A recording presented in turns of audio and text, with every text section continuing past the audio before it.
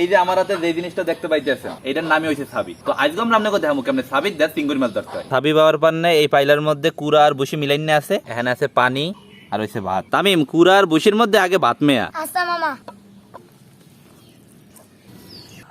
ভাই আমাকে সব খুঁজলো মাছ ধরতে যাই। আচ্ছা ল এখন আমাকে পুকুরে সাবি পাততে আছে। হ্যাঁ উঠছে। বাটাটা লই রিফাত। এখন পর্যন্ত এই কটা দড়ি সিঙ্গের পাইছি, এখনো তো আরো মাছ ধরা বাহি। বিসমিল্লাহ বিসমিল্লাহ। আজকে মোটামুটি এই কটা চিংড়ি মাছ পাইছি। তো আজকে এই আমরা কলমি হাইক দিয়ে বাজবো। শুকনা মরিচ, কাঁচা মরিচ, কুচাইনা পেঁয়াজ, কুচাইনা রসুন। এখন দড়ি সিঙ্গর দিয়ে দিব, নুন, হলদির গুঁড়ি, অল্প একটু মৌ। আম্মু আমার মনে হয় এখন হয়ে গেছে, দেখো তো হরস কইয়া। সাবিদ্দে চিংড়ি মাছ ধরে কলমি শাক বাজছে, খাওয়ানটা অনেক জম্পেশ হইবে। তামিম রিফাত বহুত কষ্ট করছে সাবি ভাইয়া, এখন কলমি শাক দিয়ে কয়টা ভাত খা। বিসমিল্লাহ। দশে কত দিবি?